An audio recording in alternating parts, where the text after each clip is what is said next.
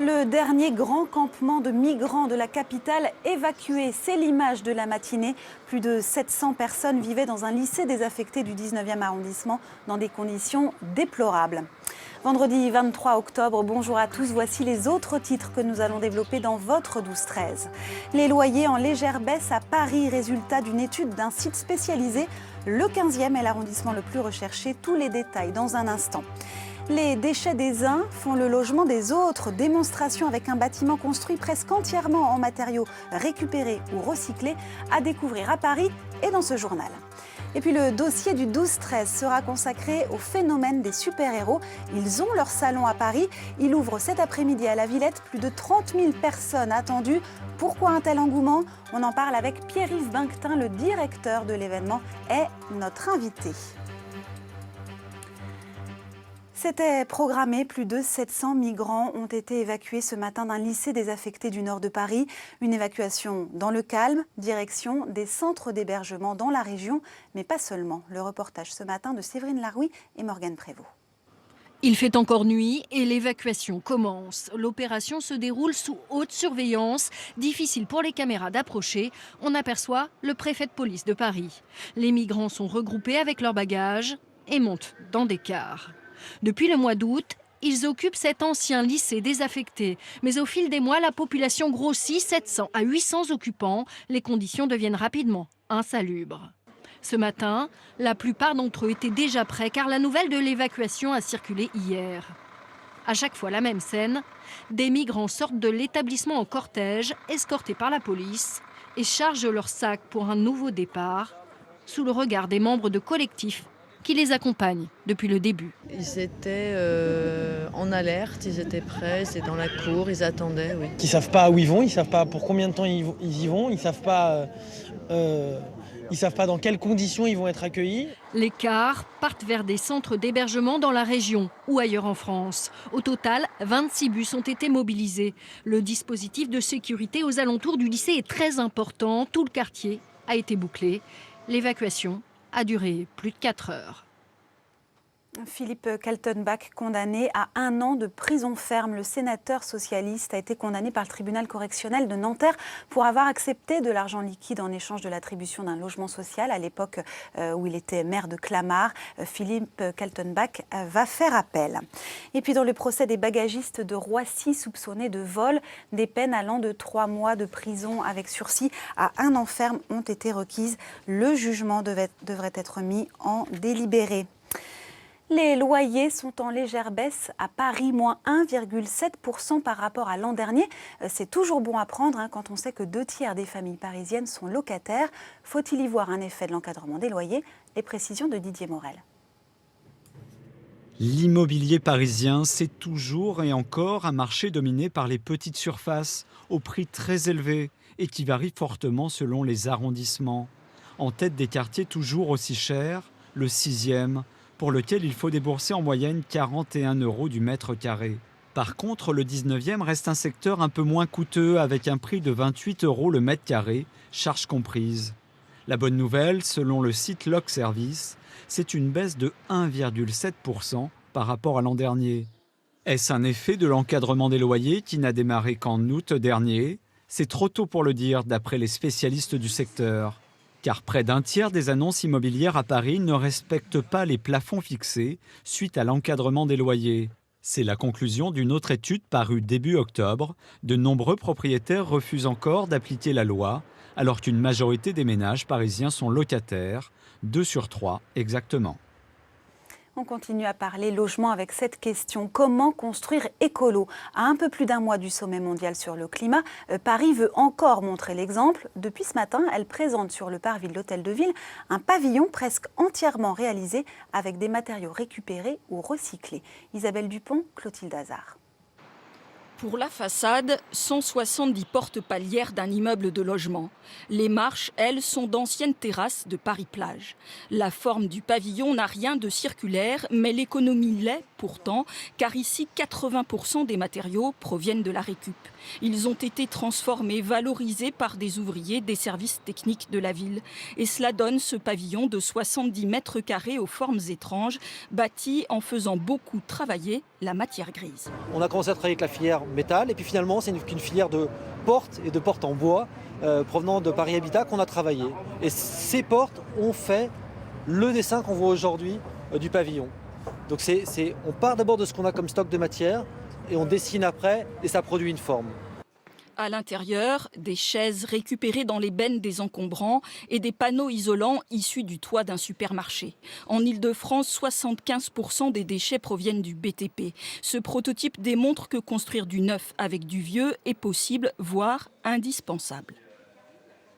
On est très proche de l'épuisement de certaines ressources, les métaux notamment, où dans quelques décennies, on va vraiment être en manque de métaux. Le sable, par ailleurs, qui est une ressource qui rentre dans la composition du béton, n'est pas une ressource infinie. Donc il va bien falloir trouver d'autres façons de construire, de se loger, d'habiter. Et le pavillon circulaire est un démonstrateur de ce potentiel. Jusqu'en janvier, le pavillon abritera des débats, des animations sur l'économie circulaire avant d'être recyclé en local d'associations sportives. Des milliers d'automobilistes piégés par un radar. On vous en a parlé il y a 2 semaines. Ça s'est passé sur l'A86 à hauteur du tunnel de Drancy. La vitesse y était abaissée, mais elle était mal signalée. Eh bien, le préfet prône l'indulgence pour ceux qui se sont fait flasher, mais ce sera bien à la justice de trancher. Recherche prof désespérément, coupe budgétaire, crise des vocations. L'éducation nationale peine à recruter des enseignants, notamment dans les matières scientifiques. Résultat, à Aizenville, dans le Val d'Oise, 90 collégiens sont privés de profs de maths depuis la rentrée. Tania Watine, Johan Dorion. Bon, vous êtes prêts? Pendant ses vacances, Sophie se transforme en prof de maths. Là, j'ai fait 5,4 fois, parenthèse, oui. 10 plus 3 plus 5. Oui, c'est bon. Mathieu, élève de 5e, n'a plus de cours de mathématiques ni de nouvelles de son professeur depuis début octobre. Romain, en 3e, n'en a pas eu du tout depuis la rentrée de septembre. Alors que c'est le brevet à la fin de l'année, il a passé presque tous ses cours de maths en salle de permanence. Pendant les heures de permanence, on demande aux surveillants s'ils peuvent nous donner des exercices de maths pour ne pas perdre notre niveau. Bah écoute, ça je préfère que tu le vois avec un prof parce que ça va être compliqué pour moi de te l'expliquer. Ce qui m'inquiète, c'est que là, mon fils de 3e, 1 mois et demi sans cours de maths, tout ce qui a été fait l'année dernière, c'est quasiment oublié, quoi. Je m'inquiète pour les miens, mais je m'inquiète aussi pour les autres, quoi. Dans l'académie de Versailles, il manque 50 professeurs sur un total de 40 000 enseignants. La pénurie touche surtout les mathématiques, sciences physiques et lettres modernes. Les jeunes sont moins attirés par ces matières et encore moins par l'enseignement. On rattrape actuellement quelques années dans la précédente mandature de suppression de postes d'enseignants. Et donc on a mis en place au plan national des dispositifs de recrutement, de nouveaux postes au concours, mais cela prend du temps, en particulier sur des disciplines telles que vous les avez citées, mathématiques, sciences physiques. Ce sont aussi des filières scientifiques sur lesquelles on a de moins en moins d'étudiants et donc une difficulté à recruter. L'Académie de Versailles recrute alors des professeurs en CDD. Elle compte environ 3000 contractuels, ces salariés qui se reconvertissent dans l'enseignement. Parmi eux, 2 professeurs, 1 de physique, 1 de mathématiques, iront dans ce collège d'Aizenville. Romain est soulagé. Dès la rentrée de novembre, il devrait enfin avoir des cours de maths. L'actualité sportive à présent avec d'abord du handball. Le PSG poursuit son cavalier seul. Les champions de France en titre ont battu Dunkerque hier 34-24. Prochain rendez-vous dimanche en Ligue des Champions. Ce sera contre Vesprem, vice-champion d'Europe. Racing 92, Stade Français. C'est du rugby, c'est ce soir et c'est le derby francilien. Un match particulier pour un homme, Gonzalo Quesada. L'entraîneur du Stade Français a fait ses débuts sur le banc au Racing. Jean-Philippe Lemaire et Olivier Badin l'ont rencontré. Quand 2 clubs géographiquement proches se rencontrent, on appelle cela un derby. Et ce rendez-vous face au Racing 92 a une saveur particulière pour Gonzalo Quesada. Car avant d'entraîner depuis 3 ans le Stade Français, il est passé par le Racing durant 2 saisons. C'est au Racing où j'ai fait mes premières armes avec plus de responsabilités, où j'ai eu la chance de travailler comme head coach et dans un club qui m'a très bien accueilli, où je garde des souvenirs magnifiques. Donc à chaque fois, ça reste spécial. Ce match oppose 2 équipes qui n'ont pas le même parcours en début de saison. Le Stade Français occupe la 10e place. De son côté, le Racing 92 est 4e. La plus grande force du Racing, c'est qu'ils sont dans une période très positive avec des très bons résultats. Ils ont retrouvé un nouveau jeu qui les va très bien. Donc c'est cette confiance qui va devenir leur arme la plus redoutable.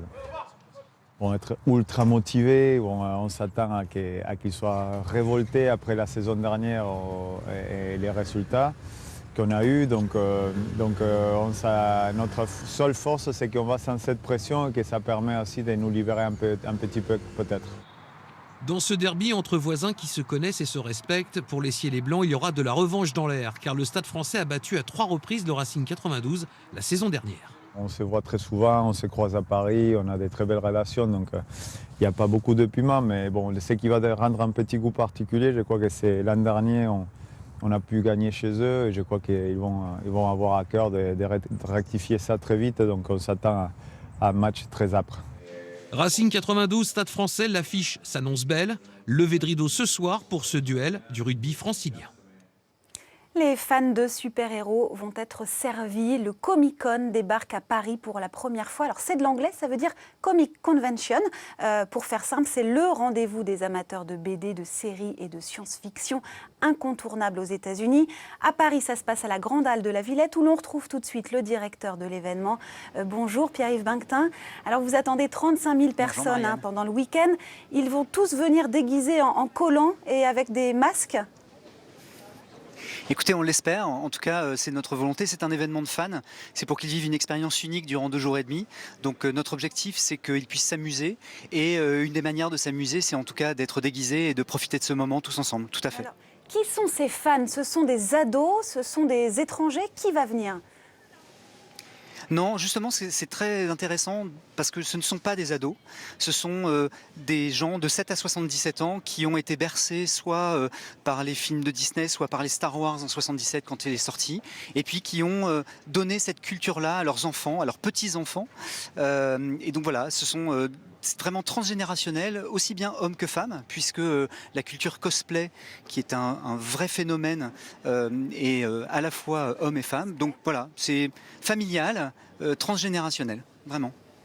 Alors, qu'est-ce que veut dire cosplay? Vous parliez des cosplayers, la culture cosplay? Oui. Tout à fait. Cosplay, c'est l'abréviation de costume player. Ce sont des gens qui créent entièrement leur costume. Ils ont un super-héros préféré, ils ont un Assassin's Creed par exemple, le personnage, et bien ils créent entièrement du premier morceau de la cape jusqu'à la dernier bout de l'épée, ils créent entièrement leur costume et ils viennent déguisés, et c'est une vraie culture. Les gens se retrouvent entre eux pour montrer leur costume, pour partager leur savoir-faire, et ils seront, nous l'espérons, nombreux, et notamment le samedi au concours de cosplay, puisque le gagnant du concours cosplay ira représenter la France à Chicago l'année prochaine, une espèce d'Eurovision du cosplay. Donc ça va être un vrai gros moment. Comment vous expliquez cet engouement? Il y a 20 ou 30 ans, c'était réservé aux initiés. Là, les super-héros crèvent l'écran, ils entrent même au musée. Alors vous le dites vous-même, il y a 20 ou 30 ans, on était vraiment sur un public d'aficionados. Entre deux, il y a eu un petit sujet, c'est qu'il y a eu quand même quelques films de super-héros qui ont popularisé ça. Alors bien sûr, il y a eu les Superman dans la fin des années 80, mais l'avènement de Iron Man, des Avengers, de Captain America a vraiment popularisé le phénomène.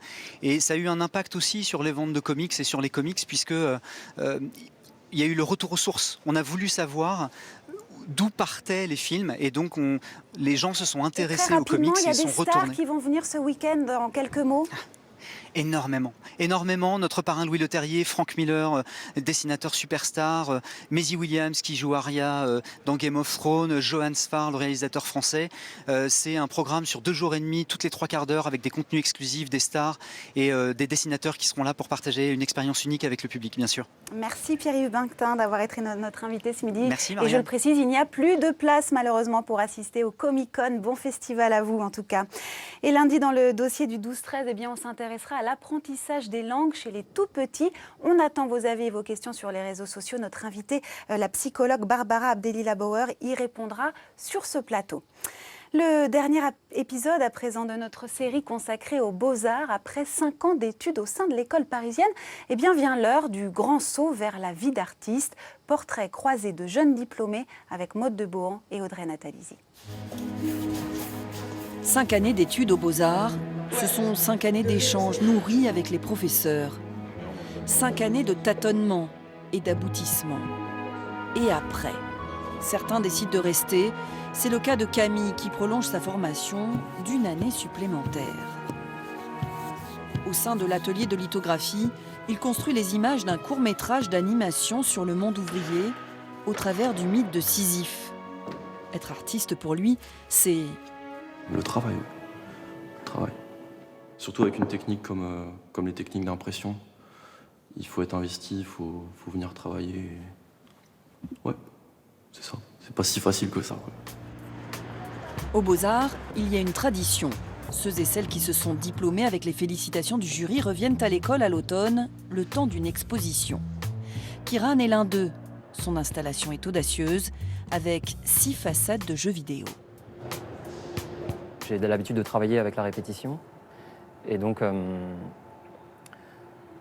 ça induit un jeu à la fois de comparaison entre tous ces différents jeux, tous ces différents mécanismes qui sont très similaires et en même temps qui ont chacun leur spécificité. Et en même temps, la répétition elle-même crée un effet qui peut être un effet un peu de désorientation ou quelque chose d'un peu déroutant. Léa expose quant à elle un seuil, ou plutôt une porte, imaginée pour être traversée. Cet assemblage d'angles et de courbures crée des mouvements. Léa y voit le signe d'une œuvre vivante et cela lui plaît. Cette sculpture s'appelle Entre pour 2 raisons. Parce que j'invite le spectateur à passer à l'intérieur. Je lui dis viens, rentre dedans pour qu'il ait vraiment cette sensation de faire partie de l'œuvre. Et aussi, elle s'appelle Entre parce qu'elle est entre l'avant et l'après. Cela dure depuis 1648. L'Académie royale, puis l'École nationale des beaux-arts a formé des générations et des générations d'artistes. Certains seront les Braque, Renoir, Brancusi ou César de demain. D'autres seront les témoins anonymes de leur temps. Avec leurs œuvres, tous seront des passeurs pour ceux qui, plus tard, à leur tour, voudront devenir artistes. Allez, avant de vous quitter, cette dernière information qui va vous intéresser si vous prenez la route des vacances ce week-end. La journée est classée orange en Ile-de-France. Évitez de quitter Paris entre 16h et 20h. Bison Futé voit orange aussi demain. Partez, si vous le pouvez, avant 10h ou après 15h. C'est ainsi que s'achève cette édition. À suivre la météo et le journal de la rédaction nationale présenté par Samuel Etienne. Ce soir et tout le week-end, vous retrouverez Jean-Noël Mirande pour l'actualité dans votre région. Je vous souhaite une très belle après-midi et un très bon week-end.